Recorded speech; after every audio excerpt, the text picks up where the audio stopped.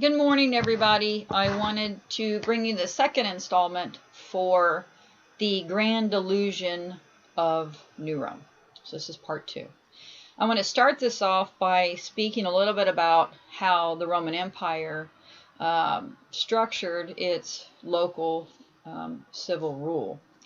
And that would be, it would go into a territory and it would pretty much give the people one of two options: surrender Rome and be party to our banking empire, or we'll war with you and then you will be part of our banking empire. If you volunteer to do it, tell us who your leaders are. And so the leaders, the big S sovereigns, would come forward saying, hey, I'm the leader of these people. And they would either be, religious leader or a leader, a warlord leader who had protected them in battles or whatever. But he was seen by the acts and in a jural agreement of the people to be the leader. I don't know that they necessarily had elections back then, but he was just considered the sovereign that was protecting the people because he was the most capable of it. And they would present themselves and would then speak to Rome and would stay in charge of those areas and be seen still as the chosen S sovereign of the particular region if they agreed to deal with Rome. If they didn't agree, they would go to war and Rome would win because it was huge and had lots of armies and lots of resources. And if they didn't necessarily have to go all out war, they could bribe them. They could bribe the king into with riches and women and whatever else the king might want, be able to be bought with. And so they didn't even have to war with them. Sometimes they bribed them. So, but the construct was basically that they were going to come in and they were going to lay this overseeing civilian authority that managed the lands and used it for their purposes and made you tithe and all these other things. And you were subject to their civil court forums if you violated the acts of Rome. And in Yeshua's case, they were brought before the prefect, I believe is what the title would have been for the judge of Yeshua, who did order his crucifixion. So because he was violating, quote, the regional law, because he wasn't the designated king. The designated king was recognized by Rome, and so there is already a king of the Jews in that respect, in the legal sense. So whenever they brought Yeshua forward and they represented him in the purple robe with the crown of thorns, which the purple robe, the purple is regal, so it's a kingly color. So when they represented him as a kingly man with a crown of thorns, and the Jews said, yeah, he's the king, even though it was in mocking, that designation of saying he's our king is what brought him into, in the Roman sense, their jurisdiction, because the people had presented a king forward, and that's who they deal with, is who the people define. So the significance of those facts is that Rome, in its banking empire, that's predominantly what it was for. It was warring to conquer lands for the purposes of banking and commerce and having all these resources and assets. And they held it very strongly. And the purpose in saying that is that they relegated authority to the jural agreements of the people as to who their rulers and sovereigns, big-ass sovereigns, were. And again, if they warred with them, Rome would win because of their size and resources and law, in that everyone was considered under their jurisdiction, whether they agreed or not. And they would appoint their own governance to survey the land and monitor them. If they went into a region where there was no king, they would make one, I assure you, and give that, edict king authority over a region to serve the purposes of the Roman Empire. So that is an example of where one of the biggest problems with the concept of ecclesiastic law is that the foundations of both the Roman civil law, which existed before the concept of ecclesiastic law, the Pope law, and the monarchical law as it came forward under the ecclesiastic law, the Roman civil law surrendered to the concept that the jural agreements of the people in those territories determined who was their ruler and who represented them. So how can you sit and say that you're going to, as a state now, make us recognize you as our king or our president or whatever when we don't jurally agree to it in appointment? So that is a problem under the way the Roman Empire has always run, that the people designating someone gives that person the grant of authority to deal with Rome. And Rome has operated like that. So whoever the people move forward. So who ultimately has the power to determine who is a king and who isn't? It's the people. In the big S, not little s, in the big S sovereign capacity. So let's go through some history of Rome now, in that I want to talk about Constantine and some dates. And so Constantine acquired the title of Augustus Caesar during his reign in 306 to 337 AD, which now people are using CE, which is a common error. So it's removing the CE is removing the references to Yeshua. So 306 to 337 CE is when Constantine ruled. Now he unified the East and West Roman Empire. That's why he acquired the name Augustus, because he unified the Roman Empire by 2 conquests and 2 wars with one on each side. So he was the ruler, the emperor, the Augustus of all of them. And he accepted Christianity as a religion in their polytheistic culture, and actually instituted some laws that protected Christendom, and that the Jews were forbidden from martyring people who converted to Christianity because they were running around killing them. He also forbid the Jews from circumcising their slaves. So that kind of implies to me that if you're circumcised and you're not a Jew, that you're considered a slave of a Jew. So circumcision, pursuant to the way history references it, in that it's kind of a brand of a Jewish slave.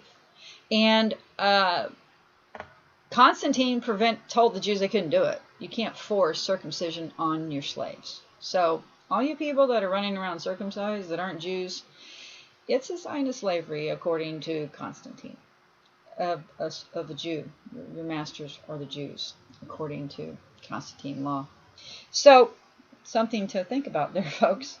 The other thing the reason why Constantine is important is because the entire concept that the Pope has this great temporal authority over the whole of the world comes from what's called the Donation of Constantine paper, or edict, where according to the Pope and the Church that derives its authority from the Pope's papal authority, temporal authority, is that in this particular donation, it says that the Pope had authority all of the Roman Empire in a temporal capacity.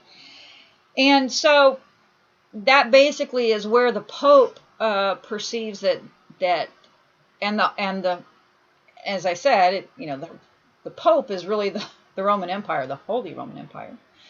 That's where they derive their authority to speak and say they own the world, because Constantine, who had unified the Roman Empire and was Augustus, basically gave it to him. in some grant for saving his life from leprosy after he was converted by an Orthodox versus an unorthodox member of the church. Because the history books say that he was baptized by an unorthodox spiritual leader of Christendom.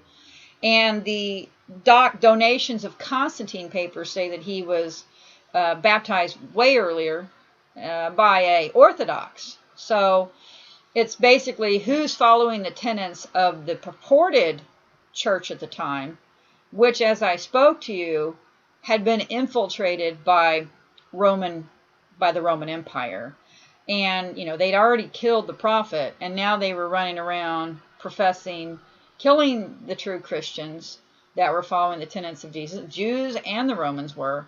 And this church still was forming. The spiritual concept of this church was still forming.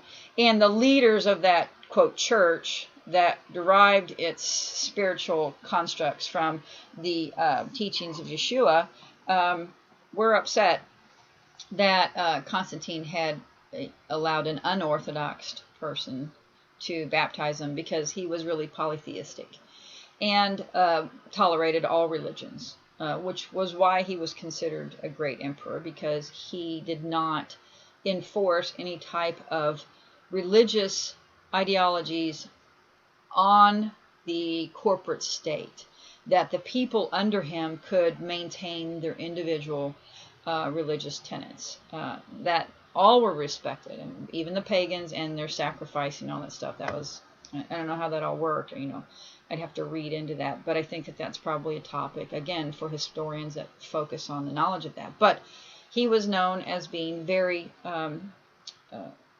supportive of any religious or spiritual construct that the people under his dominion held, and that is why he's considered an exemplar leader.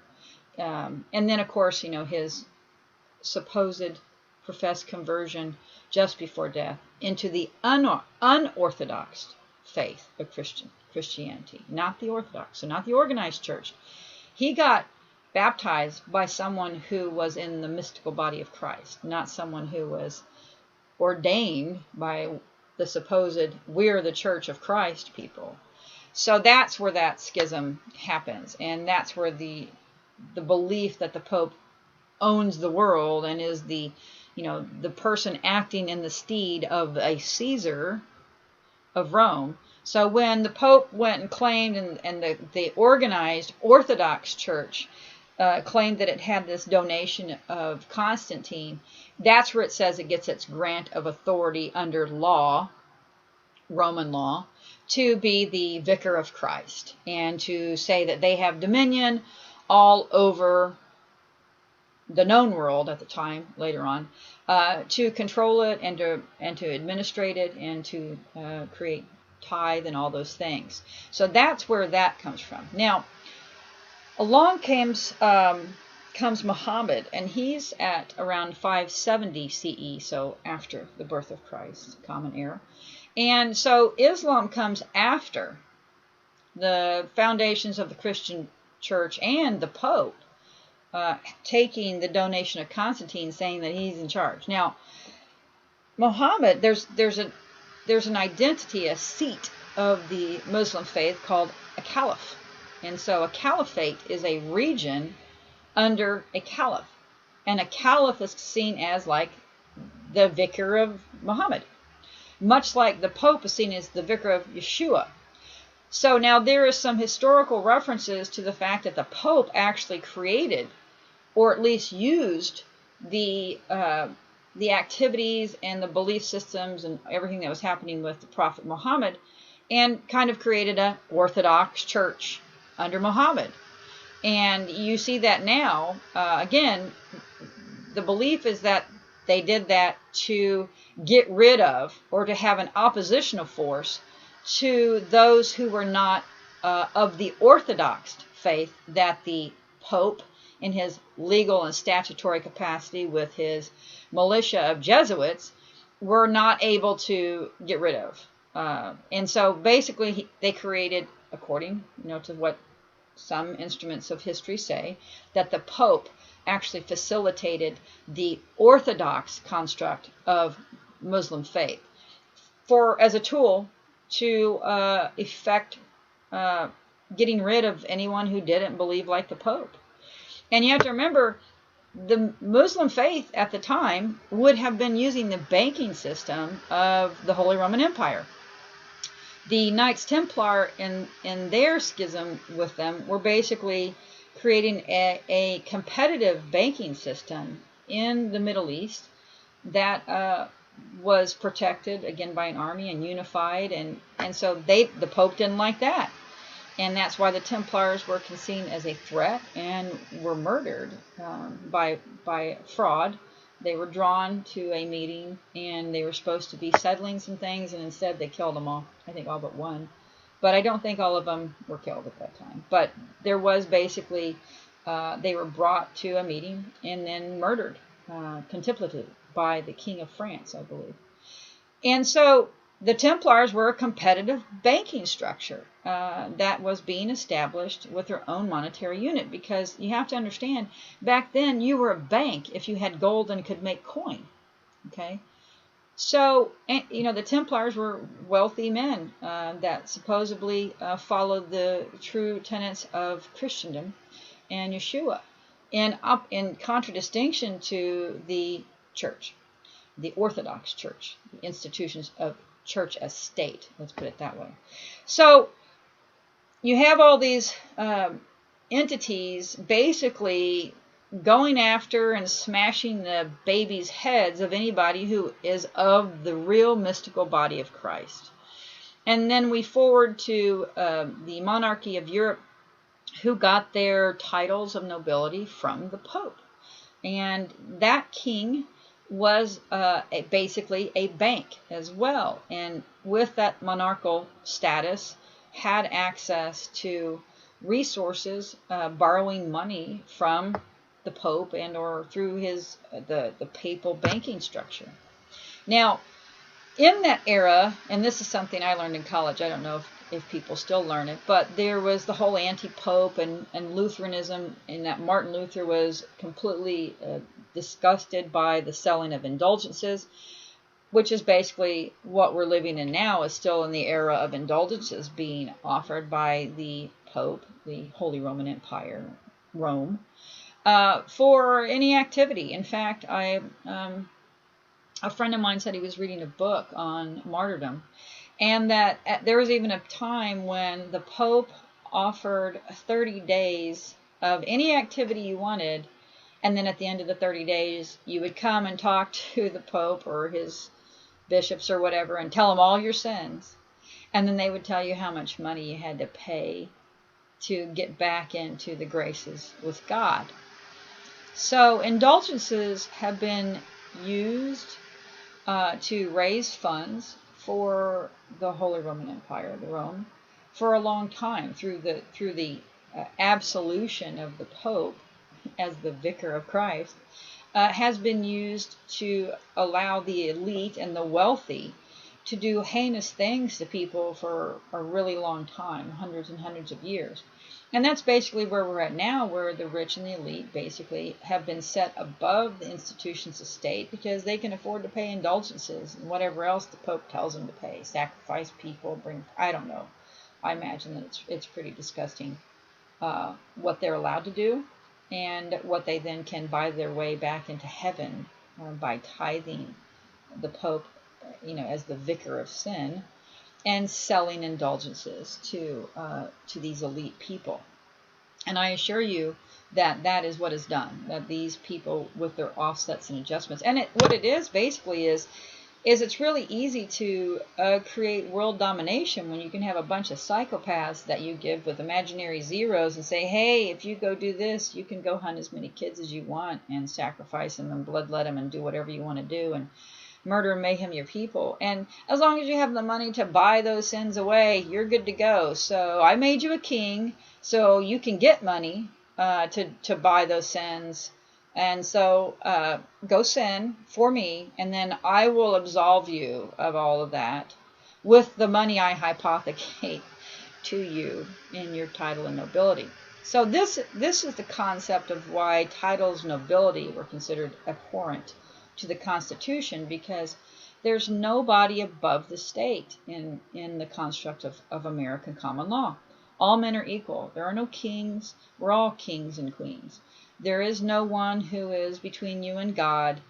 We are all in first trust with God, and no state or religion. And in that, religion is just the politics of spirituality. So it's just applying a state construct, a state organization to what people in their nomenon have in a shared spirituality. Thus, the Orthodox Church versus the unorthodox church. The heretics are the unorthodox church because they're not recognizing the control systems of state in the spiritual paradigm that they've fictitiously created. So it's that kind of thing. So the monarchs of Europe before, my family came here, were running around doing whatever they wanted to do and just paying indulgences. And there's the whole schism of the anti-pope, the black pope, all this stuff that is a very deep-rooted history with Europe. And it would, you should research that. As everything that I bring forward, you have a due diligence to check facts and to find these things for yourself. I'm just giving you a guide from my perspective and the research that I've done that will help you kind of walk through it a little easier, giving you some high points to look at so that you can see like the paradigm, the greater paradigm, and how we've got to where we are. So we're in Europe. People are buying indulgences. They're all titles of nobility, so they're already above the states of men. They're not down here with the vassals. They're up there, and they can affect banking as individuals versus men who would have to create corporations. And those corporations were authorized by the king. And you had to be of a corporate union status to really affect commerce. The only individual man that was typically allowed to access the ecclesiastic banking structure that ran by the Pope in the seat of the Holy Roman Empire, Caesar, was if you were a king. And you would have to go to the Pope and say, hey, can I get some money? And he's not going to probably talk to you if you're some schmuck off the street.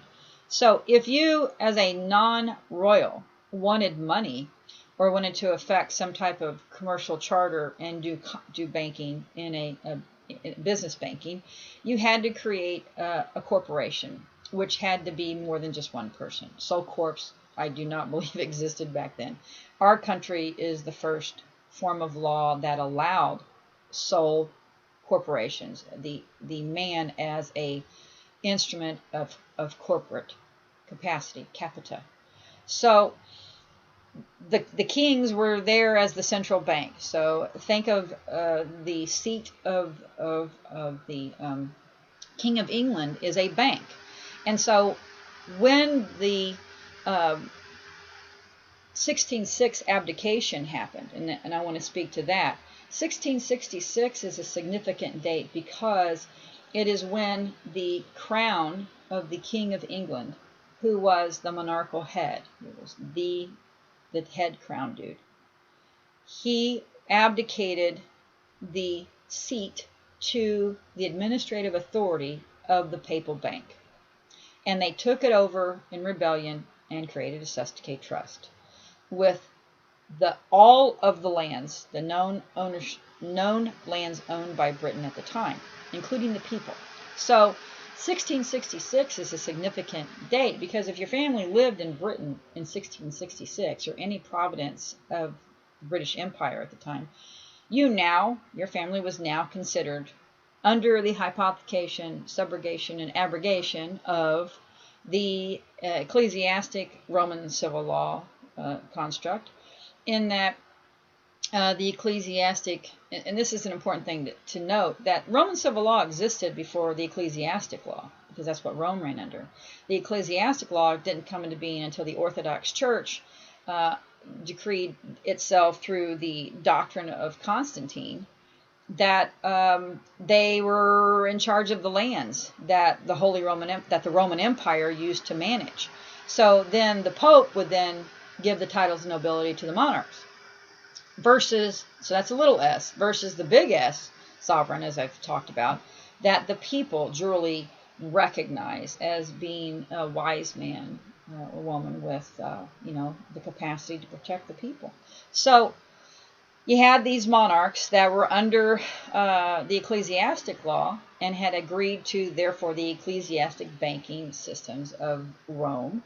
And they bankrupted the king in rebellion, the seat of the King of England. And that seat, that bank, was then corporately taken over and put under the administration of the Rothschilds at the time, but servants of the Pope.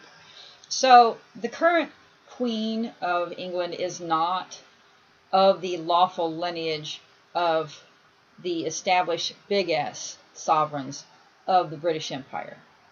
My family is. They're not.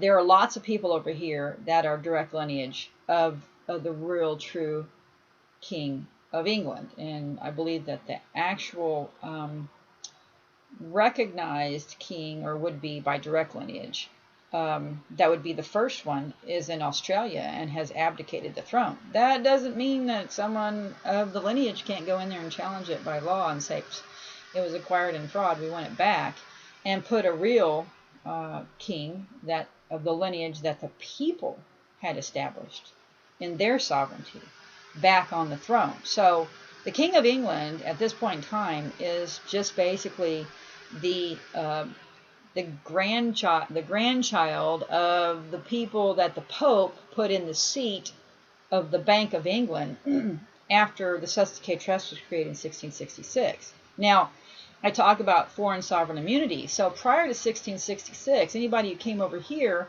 were considered independent and free of the monarchical systems, the other three crowns.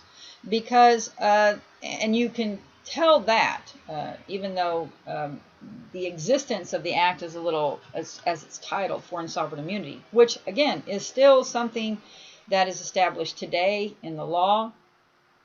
Within the United States regs and statutes, foreign sovereign immunity is there.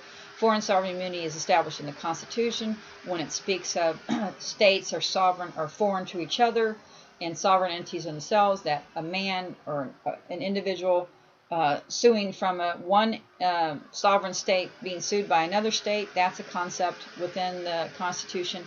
So the Constitution talks about foreign sovereignty or things being foreign to each other all the time.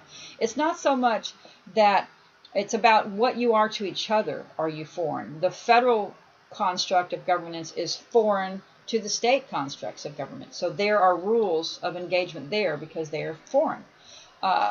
We are foreign. Our flesh is foreign to the state of men, and that's why we have substantial rights. And they're not supposed to have them. So the concept of foreign sovereignty means that you have a system of laws that the foreign state cannot take away from you, and they cannot come at you and put laws upon you because you're not in their jurisdiction. So the concept of foreign sovereignty means that you cannot be made by force to be in the jurisdiction of anything. So the concepts of foreign sovereign immunity that were handed to the people here had to do with the capacity to recognize and create corporations. That right of municipal franchises, and quote corporations, corporate franchises, was given to the legislative body of the people. So therefore, what you have is the monarchical construct of the power of the monarchy to give and create municipal charters was given to the legislative bodies of the colonies. And that was conveyed after the organization and the creation of the Organic Constitution. The concept of creating corporate charters was actually done by the federal Congress and the state Congresses. Because if you go back and read the Annals of Congress, they are creating corporate charters. People would have to go and say, we want to do business in District of Columbia, give us a corporate charter.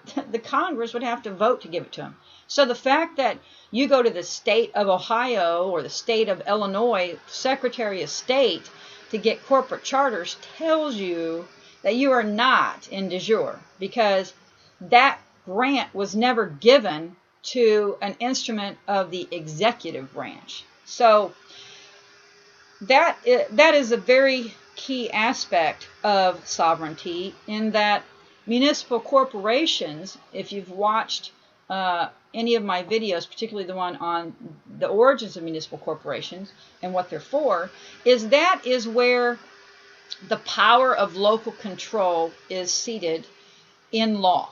Even in Roman civil law, that's where the power of the people is seated.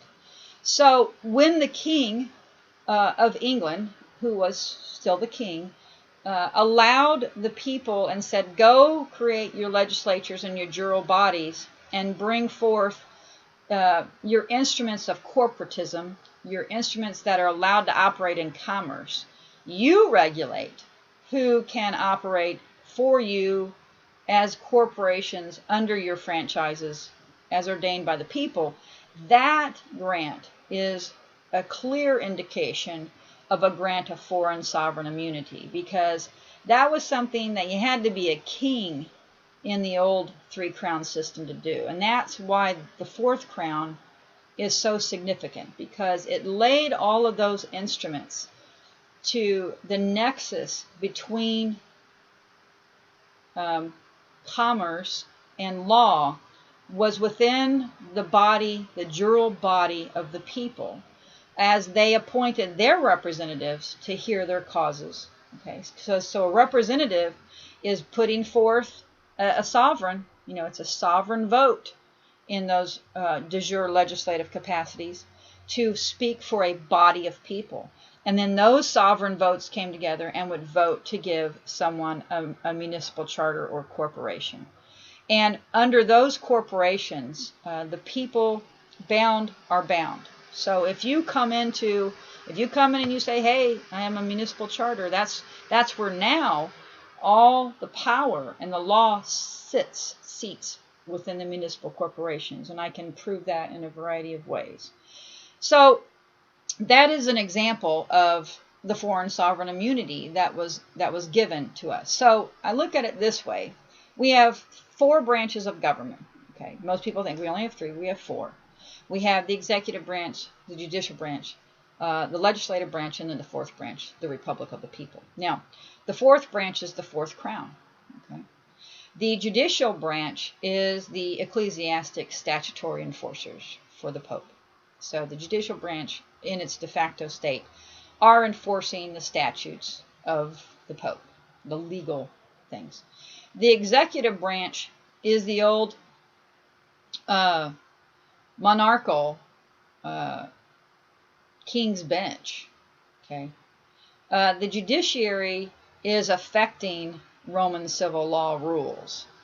So you kind of have the legislatures now affecting the Roman civil law as statutes, bringing those forth. So that's the one crown. Then you have the executive branch, which is the old king's bench. I mean, I think that we can all agree that the president in his executive capacity is acting like a king. He's pardoning people. He's effecting death warrants upon people. He's orders of bills of pains and penalty. He's doing all the stuff that kings used to do, which are not granted to the President of the United States in the creation of the institution. And then you have the judiciary, who is not following the law of the 4th branch and is doing whatever it wants in creating these statutory just made up rules and codes to continue to affect the occupation under Roman civil law.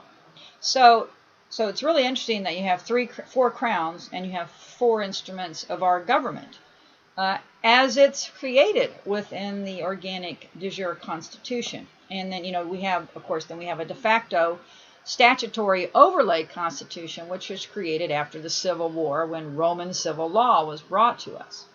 So that's a very interesting aspect.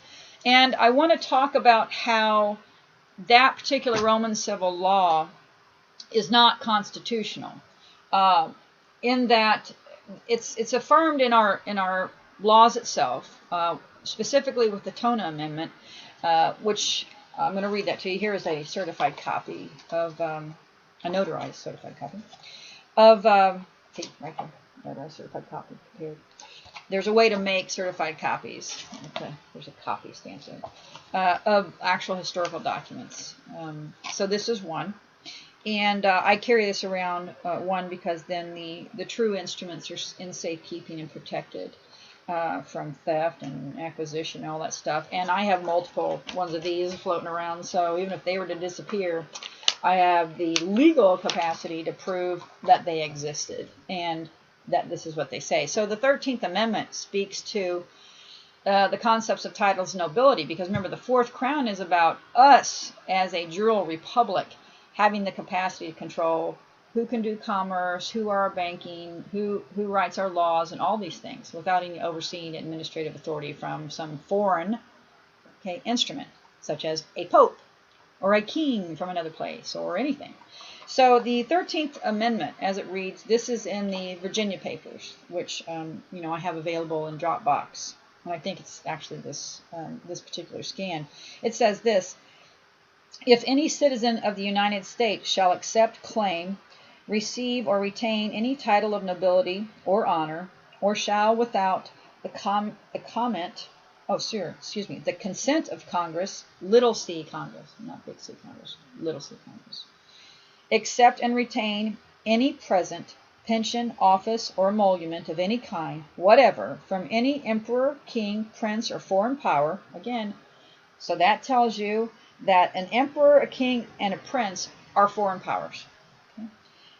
Such person shall cease to be a citizen, little c, big C, of the United States, and shall be incapable of holding any office of trust or profit under them or either of them. So, now the interesting thing is, or either of them, because it refers back to the United States. So, either of what? Either of the United States? Yeah. Either of the United States. You can't hold an office in either of the United States. So, in any case, that's an interesting concept, because what it's doing is it's affirming that if you can, it's a biblical construct. You can only have one God. You can only have one master. So if within our organic fourth, crown, in the fourth branch of our organic construct of government, where God is the master, and we get our grant of law to affect our governance from the creator of all things in our natural state by the tenets of the common law derived from our nomenon. And for those who want to research that, go look up Immanuel Kant as far as the origins of that word. But in our internal knowing, what we believe connects us to our God. So if you go and take an oath to a state of men, you aren't part of the fourth crown. You are removed from that, and you may not hold a position of power or trust or influence or anything within the Republic de jure state. Now, that ticked a lot of people off, because a lot of people were running around with titles of nobility. Titles of nobility include a doctor, a squire, which is an esquire, a duke, an earl, and all those things. There's a king's hierarchy list. Grandchildren of the king are considered titles of nobility. So, if I walked around saying I was a granddaughter of Henry V, and walked around with that title on my name, that technically would remove me from holding a position of trust, quote, in the Republic. And that's the point of foreign sovereign immunity. So the Tona Amendment even reaffirms that when you give your oath to a foreign power, you lose foreign sovereign immunity, because you're under foreign jurisdiction, foreign control, foreign influence, and all of those things. Now, the Supreme Court, in the current construct of foreign sovereign immunity, says that if you do commerce within the area, then you lose foreign sovereign immunity. So that, that's kind of the catch-22 there, in that they say that they create a commercial instrument and then hold you as the surety and never see you as anything but the commercial instrument, a thing. And that's how they remove you from your foreign sovereign immunity from their foreign jurisdiction, by making you or assigning and binding you with a commercial instrument. And that's the purpose of doing that, is to remove your foreign sovereign immunity and to bring you into their foreign jurisdiction of the private bar union, ecclesiastic, statutory law that they are affecting for the purposes of trying to bankrupt you into being under the dominion of Rome.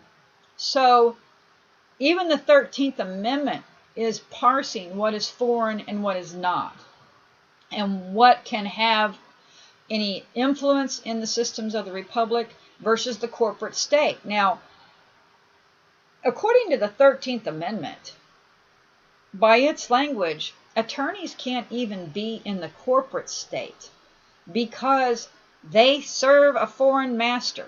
Doctors are not supposed to be influencing the corporate state, because here's the deal. You have people, if you say the corporate state gives these titles, and the titles are the ones determining how the corporate state is run and the bylaws and everything, because the attorneys set them all through administrative code, the corporate state becomes this enigmatic, lawless monster with a bunch of reprobate people in it that are operating in their own lucre. And that's why if you are a license holder of the state, you're not supposed to be able to go in and make the laws to reaffirm your powers under licensure. And that prevents, again, corruptions and racketeering. Because if the people who hold these licensures are making the rules and codes for the licensures, and they're making laws that set them above the people, that's against the law. So if you have a state licensure, you can't be part of the instruments of state, even in the corporate status, that allow you to affect and be a servant of that state. It's counterintuitive to law. It prevents racketeering. And that is exactly why now you see this monster of a godless machine of corporatism, fascism. It's literally fascism in all respects. It's nothing but fascism, going around the world eating up, these regions of the world. We have 197 nations or something that have military occupation in them now, because that military is the United States militia. It's not the American militia, pursuant to the Lieber Code. That's the United States, the Army of the United States. And if you don't believe me, go read the militia rules. The rules of military engagement, okay, state that it is a United States. I have that here somewhere. Maybe I do not. Maybe I'll do another one on that. Oh, yes, I do have it. It's right here. So the Articles of War talk about that. And if I have time to find it, I will. But it talks about, and the Lieber Code talks about, there are two militaries. There is the the Army of the United States, and there is the American Army. Well, those are the two armies mentioned in the Lieber Code that were warring during the Civil War. Okay, so if that's the two institutions, and the rules governing engagement under Articles of War, written by, this is the Organized Militia Regulations of the War Department in 1910. I have this particular section scanned I'm speaking of, which is the Articles of War. And it says these rules cover the Army of the United States. The Army of the United States is an instrument of the corporate government. They are not constitutional in constructs. The United States federal could create armies and say, hey, states, send us your militia for national consideration in a national war. But there's no capacity in the federal construct or instruments of the the Constitution, the only thing that the federal level of governance has control over are the ports and maritime and admiralty law. They are supposed to do the water and the surrounding bodies, and to protect commerce, to make sure that ships, and that's what the navies are for. They're supposed to be protecting commerce on the high seas. So the federal construct doesn't have a land army. The fact that they hold a land army tells you again that you are not in de jure, because the holding a land army in a federal construct is not there in the Constitution. That is still the Army of the United States, pursuant to organized militia rules, that are still overseeing and occupying the lands in armistice after the Civil War, because it's never been laid vacant. The American Army is now running around amorphous, probably in the organized and disorganized militias of the states. So there was no construct of federal armies there. And so you have a corporate state which is being ruled pursuant to the de jure law by people who don't have the authority to be in there, because they can vote themselves rules that allow them, statutes that undermine the law and undermine everybody's substantial rights. So that's why you're where you're at as far as this rogue federal corporate state that you have that appears lawless. And also, the states themselves are being held lawless by the way the judiciaries are being allowed to just obfuscate the Constitution and do whatever they want. They change the law on the bench, their law, little law. And anytime I say law about something a man does, a woman does, coming out of their mouth and just edicting things, that's statutory law. That's legal constructs under what was given as a grant of total nobility, writ of marquis, which is what attorneys had or used to have from the Pope till he revoked it, that they had a writ of marquis, that they were servants of the Pope, affecting his legal writ. And so that's what attorneys do. They are ultimately have been working for the Pope up until recently. The Pope suretized all their acts, would send them, what is the Declaration of Independence call them? Foreign agents to rout out the substance of the American people. That's who did it. It was the attorneys. And some interesting aspects come in that, because, we talked about the 13th Amendment coming into being. First, I want to talk about, before I get to that, because I'll get back to the Lieber Code, and I'm going to bring some things about municipal powers in that. So our Constitution came into being. We had foreign sovereign immunity. We were affecting corporate charters, municipal charters, or municipal franchises through the legislatures. And we were controlling how our banks were run, how we did commerce. We were able to create negotiable instruments ourselves without the king or systems of state. The man could affect the instruments of commerce. He did not need a king to affect commerce, to control the lands. He sojourned the land himself, and or herself. And the constructs of that power are in positive law that has been brought forth within the history of the judiciary while it was de jure. And the first one I would speak to is Penhallow v. Dones. And this is 3 U.S. Supreme Court from 1789. And it's number 54, which means page 54 through page 119. So if you go to the 3 U.S. Supreme Court in the 1795 hours and look at page 54, Penhallow v. Dones, I'll put all these citations in the thing. So this is something I want to read to you. Penhallow v. Dones is an incredible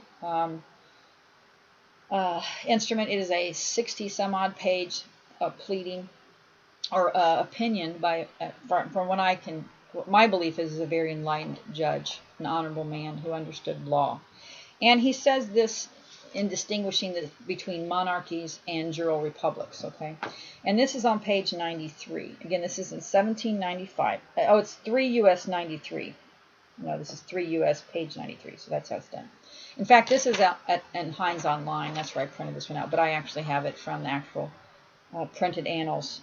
Now, this is very hard to read because, and they did this on purpose, that S's are often F's or vice versa. And they did it so that if you weren't really good at English, they could kind of hide what they were saying, because it's kind of hard to read when there's a bunch of F's and S's being in. Like assembly looks like AFFEMBLE.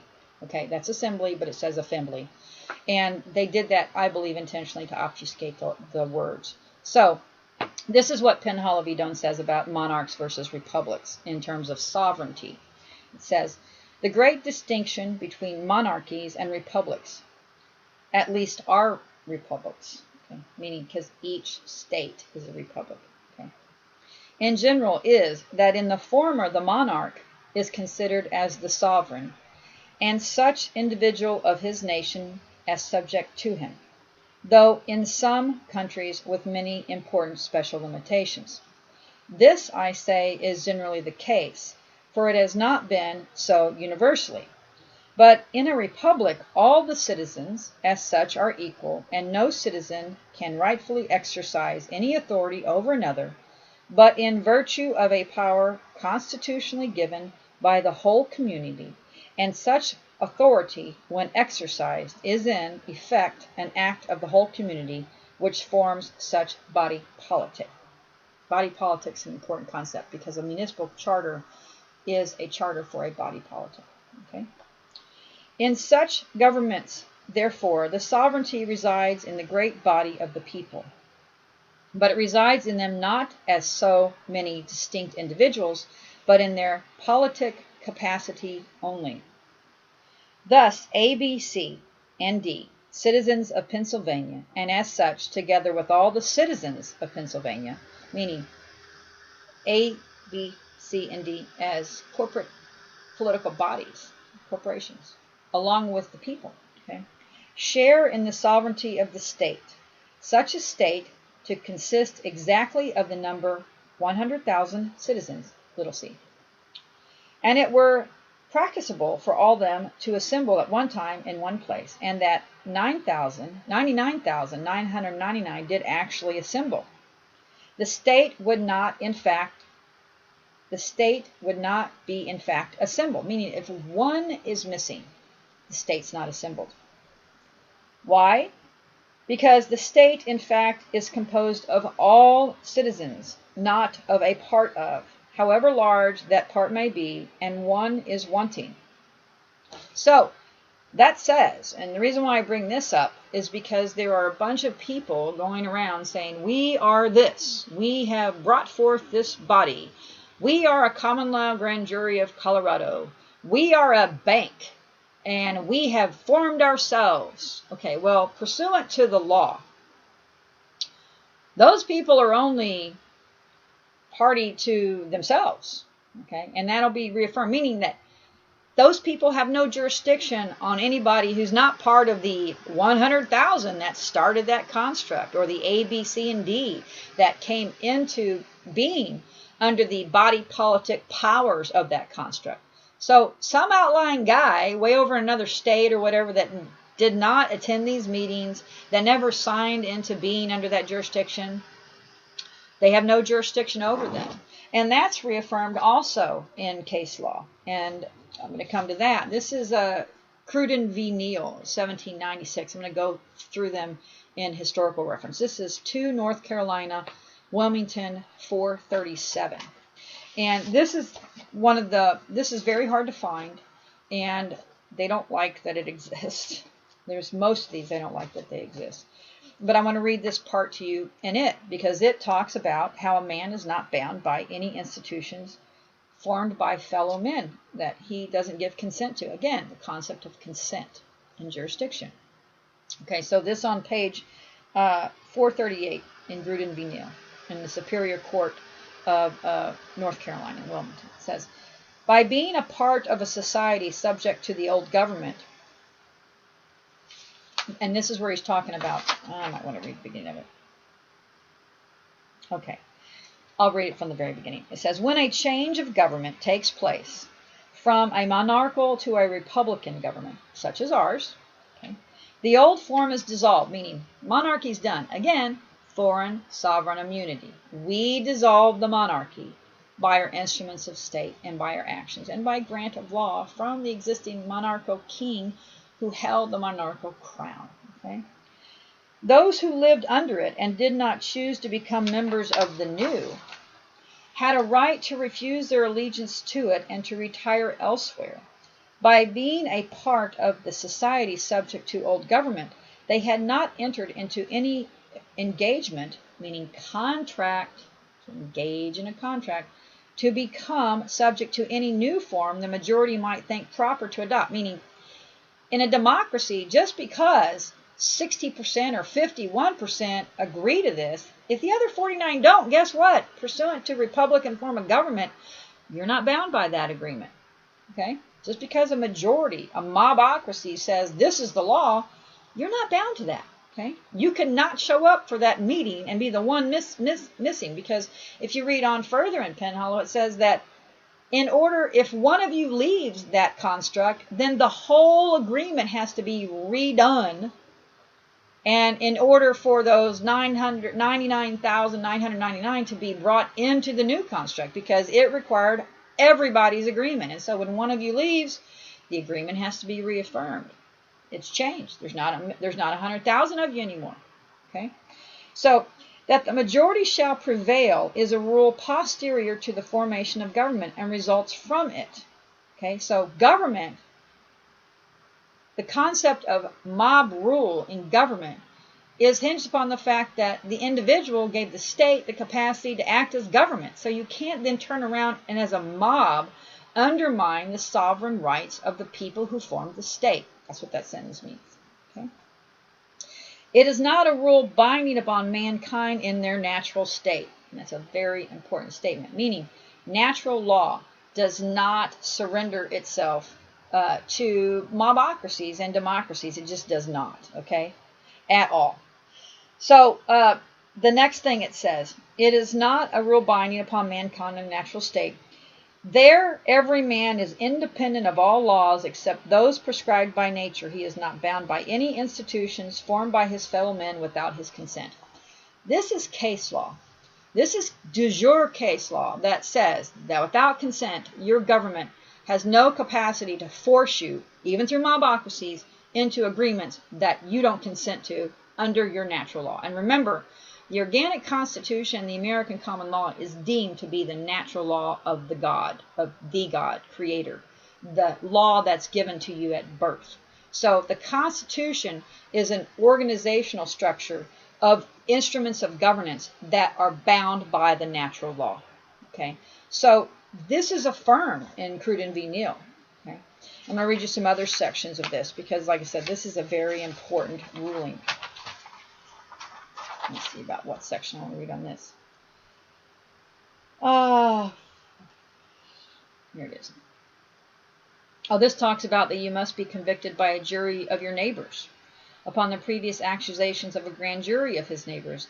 Also upon a trial before a court appointed by law for the purposes of seeing that he has every legal advantage the law entitles him legal advantage. Legal and law. So they're saying that the nexus between legal and law is the common law grand jury system. So we're not affecting that nexus. That's why legal is just running amok, doing what it wants to do, because the law is supposed to review the systems of legal to affirm that they are in compliance with the greater law, the organic law, the natural law of our country and nation. Okay. He is not to be deprived of his liberty or of his rights essential in its enjoyment, but by the law of the land. And what is the law of the land? Such acts of the legislature only as violated none of the rules laid down in the Constitution, such as allow the citizen the privileges there secured to him. Acts inconsistent with the rights of freemen are declared in the Constitution, which take away their constitutional privileges, which in short deprive a man of his life or of the means of protection by an application to the laws of his country for redress of wrongs without a previous trial by jury and a conviction by them, are not laws of the land. Such are acts not authorized by the Constitution. They have no claim to the obedience or support of the citizens as law. They are void. So this positive law in Cruden v. Neal says that acts of the legislature, statutes in Roman civil law, that are brought forth and laid upon the people that are in contradistinction or violate the Constitution, the natural law, the fourth crown, the fourth branch of this land are void. Okay, this is, they hate that these exist because these establish the foundations of what they've overlaid on top. So this is the law that underlies this corporate Roman civil law overseeing government that you're in armistice under the Civil War. Okay, now this is an important point in here too for where we find ourselves with CPS and them taking of land and children, because they think that they own everything, your body, your children, everything. It says, and this is on page 442, an infant may contract a debt and a creditor be entitled to remedy against him. Here the transaction is not void, the debt exists, and the slightest assent to the contract whereof age revives it. Okay, this is important because they're talking about age of consent here. So your estates and chattels can be set aside for you as an infant, but there is an age of consent. And there are rules, and the age of consent used to be 14. And if you look at when you can go pursuant to, I think, Title 8, and define yourself as a citizen of the United States, the corporate state, or a national of a state, it's between the ages of 14 and 19. So they actually recognize age of consent to 14 or 19. But see, they don't tell you what you're under. And if between the ages of 14 and 19, you don't make those declarations and say I'm a national and I'm not a citizen of the United States, even though I have a birth certificate and a bond and a social security number, I'm still a national. Okay. If you don't make those declarations, they just consider you still an innocent and not having achieved the age of consent, and will still continue to abrogate and hypothecate you. So that's actually a point made in this very instrument that says that they have to get your consent. And even with infants, they have to get your consent, and they have to come and say, hey, we're abrogating, hypothecating, and subrogating you. Are you ready to not be an infant? You want to take this now? They're not doing that. Okay, because one, it's in sus decay, and one person claiming that dissolves the whole trust, and that's the problem with that. Okay. Again, this is another one. This is Ohio v. Lafferty, 1817. It's Ohio 5th. And this is very hard to find. Ohio does not like that this exists. And page 81 is in this annals is where it starts. Like page 81, I don't know how far to. It says, there's a couple things in this one. This whole writ, if you can get a hold of it, is very important to read. It says there, but although the common law in all countries has its foundations in reason and the laws of nature. So this affirms that common law is the natural law. And us taking natural law in our reasoned and logic minds and presenting the law of God, the natural law, in righteousness as the law of everyday men. Okay? But what's more important is this statement here. It says, it is also a law of liberty, and hence we find that when North America was colonized by immigrants who fled from the pressures of monarchies and priestcrafts of the old world to enjoy freedom in the new, they brought with them the common law of England, their mother country, claiming it as their birthright and inheritance. Okay, so this is significant because it establishes that American common law was established on this land to separate ourselves in sovereignty from the monarchies and the priestcraft, the ecclesiastic and Roman civil law. Well, actually, we were still using Roman civil law because we were doing commerce under the old Roman Empire, even at the time, and we're still using it. That's the only thing left, okay, is the Roman civil law for commerce. So they're saying that the North American, the people who came here from Europe to this country, came here to separate themselves from the monarchies and the priests of the old world, and brought forth with them the Bible, common law, the mystical body of Christ, not the Orthodox faith, but that in the nomenon. So we are the unorthodox people that left the church, the other three crowns, as heretics in their mind, I'm sure, and came here and established law that said, you may not get between me and the first trust of my God.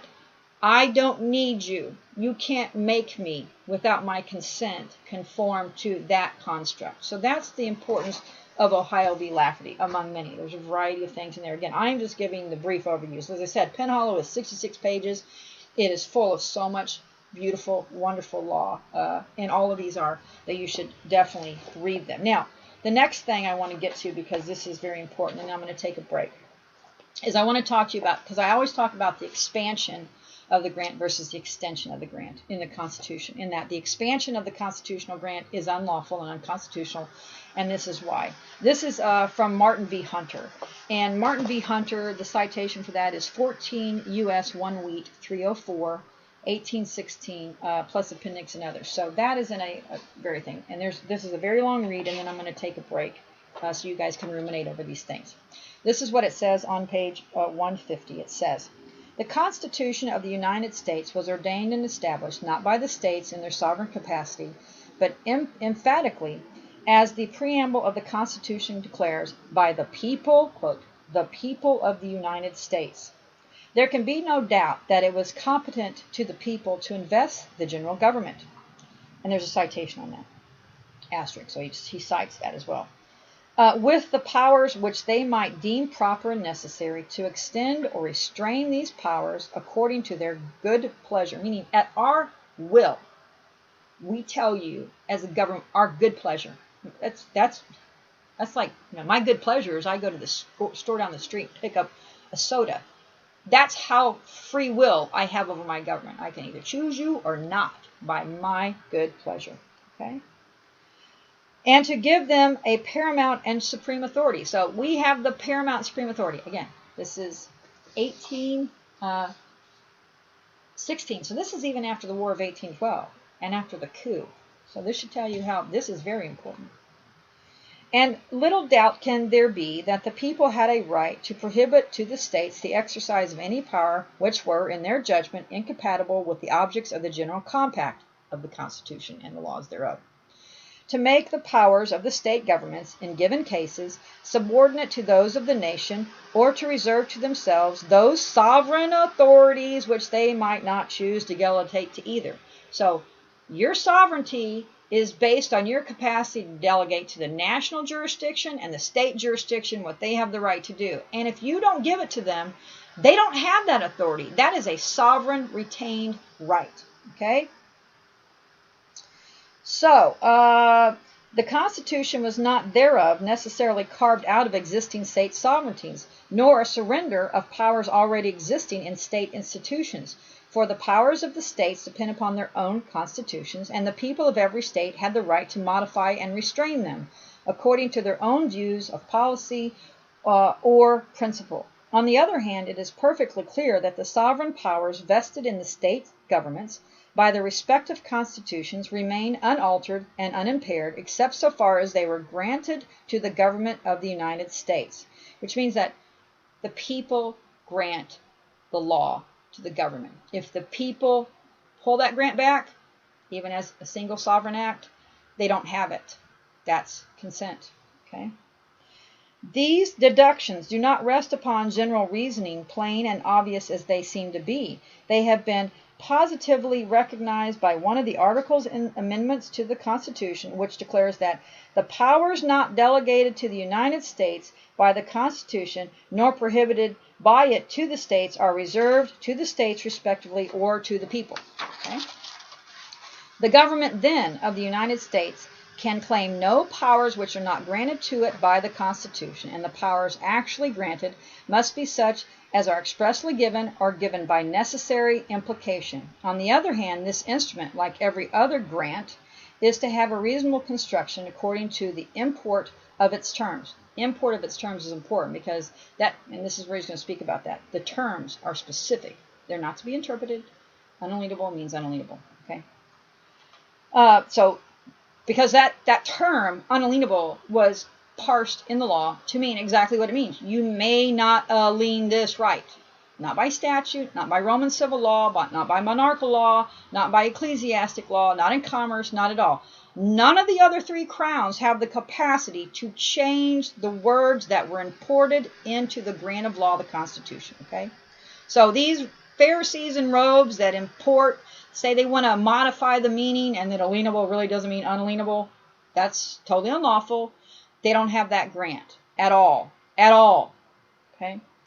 And where a power is expressly given in general terms, it is not to be restrained to particular cases unless the construct grew out of the context, expressly or by necessary implication.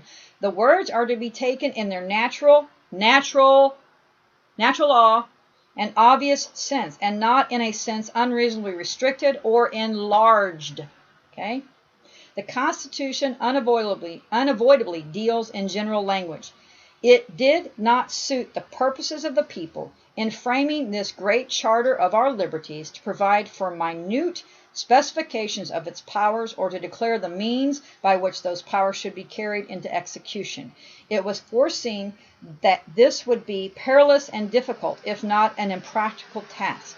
The instrument was not intended to provide merely for the exigencies, exigencies,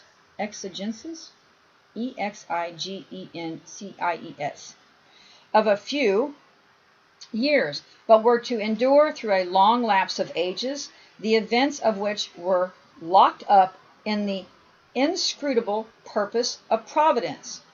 Love that. Providence means reason and logic, prudence, providence.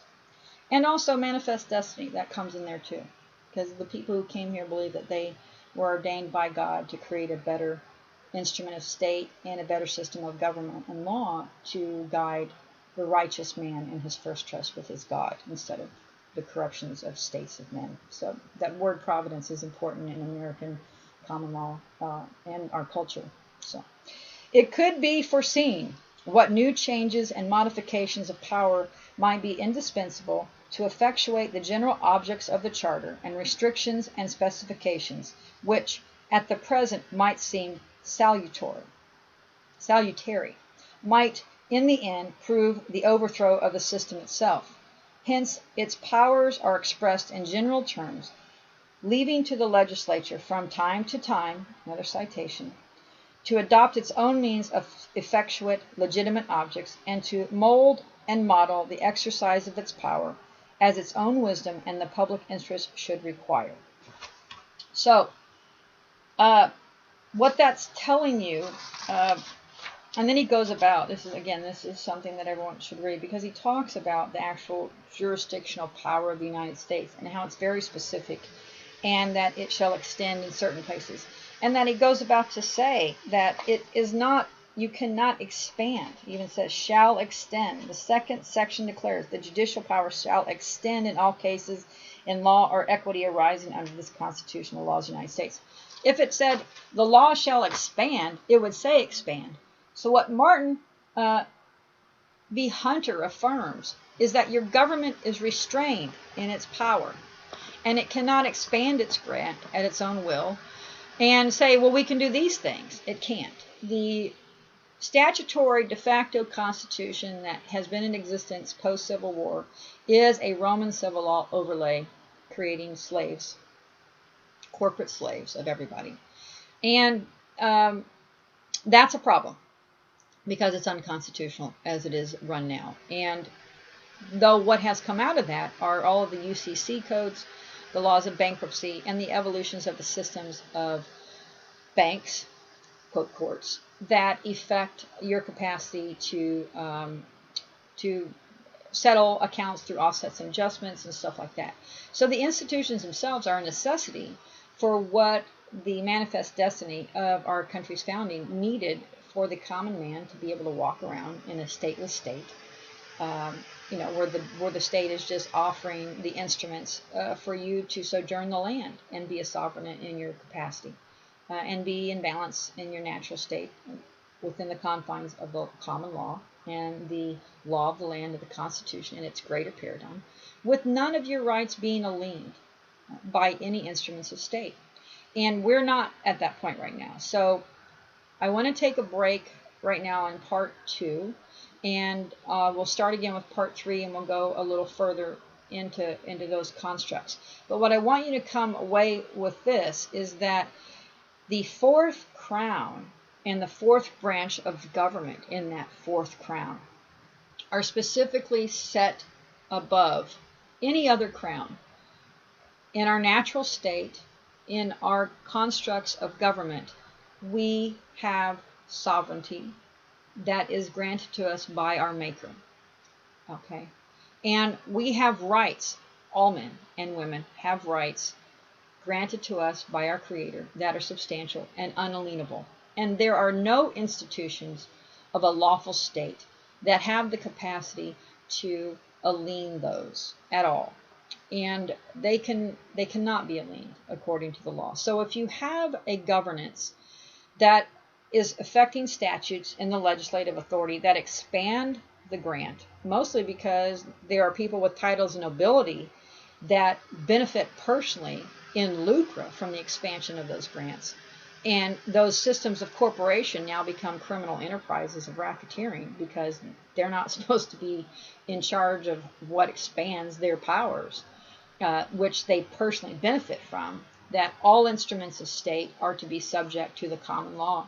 The fact that the legislature and the statutes aren't being subjected to the common law and affirmed under the common law, which are the guiding foundations of this government, if they're walking around wrapped in your governance and saying that they're the United States and saying that this is the republic and this and that, but not, they're saying it's a democracy. So they're even telling you that they use mob rule, legislative statutes that aren't being held to the common law, that aren't being held up to the scrutiny of the Constitution, and they're doing whatever they want in commerce for personal lucre. That's what these laws that are the positive law, which means by the time they get here, if they go through the process of common law, which all of these have, and they've been challenged, and most of these are corporate cases, cases of commerce. The fact that they would get up there tells you that they're usually questions of admiralty and maritime law and equity. Okay, the fact that they got up here and these are affirmations at these high courts, those are law. Those are considered kind of within the paradigm because those are the interpretations of the law. So those are considered positive law, and as far as I know, those have never been challenged and never been. I believe that those will all comply with shepherdization, and they're very specific. You can't expand the grant. You have to get consent. You can't force someone to be part of your monarchical, ecclesiastic, priesthood kind of constructs, and that includes in commerce. So the biggest issue for us, if I bring forth a third part, would be to talk about how do we bring forth a banking structure, a banking platform that is in compliance with our law. Because the banking system that we're being made to deal with now, which is clearly road and abusing the systems of states and the titles and hypothecation and derivatization, those are all unlawful acts. You can't take a title and photocopy it 100 times and sell it 100 times. That's against the law. That's a fraudulent instrument. That's fraud. That's banking fraud. But, their system of Roman civil law allows it because the state's, derivatizing its assets. And I don't even know how they get that to work in their mind. But it's definitely not lawful in the common law sense. It would be considered a fraudulent negotiable instrument. So the negotiable instrument laws are there, and they're subject to the common law, but no one's following them. So I'm going to leave you with part 2 with that thought, that our current system of banking, which is run by the Pope, is just the Roman Empire, and it's still affecting Baal worship, bond slavery, and what I would consider systems of commerce that are not in compliance with our natural law. And that's where we find ourselves, and that's why we have the trouble we have right now. And so for you as people trying to affect change, the biggest hurdle for you is understanding that you're dealing with a religious priesthood that has been manipulating the word of Yeshua, and that our founding fathers came here and took the words of Yeshua, not in orthodoxy, because we are all mixed religions here. Our founding fathers and mothers that came here were of a mixed religious construct, but they all followed the word of God in the way, the truth, and law. They were the mystical body of Christ who thought that there was no state that should come between them and their God and their knowledge of what is right and wrong. And so that's where we are. That's the fourth crown, is a group of people who believe that the existing systems of commerce and state that existed at the time of his coming here were immoral, reprobate, and were abusing humanity. And we came here with a manifest destiny to find the ends of the world, which we did. California, lots of gold. The pot of gold at the end of the rainbow. And we've created a nation that's supposed to be bound by natural law and common law, that all constructs of state and all instruments and consents of state and jurisdiction have to be in compliance with the common law. The foundations of our instruments of state affirm that. The Constitution affirms that. And so any system of state governance that is in contradistinction to that, that is extra constitutional, that's being laid there by statutory edicts, either in a papal format, a monarchical format, King's Bench or whatever, those are all unconstitutional, and you are not compelled by law to follow them. Okay? Thank you, and I will see you hopefully in part 3. Namaste.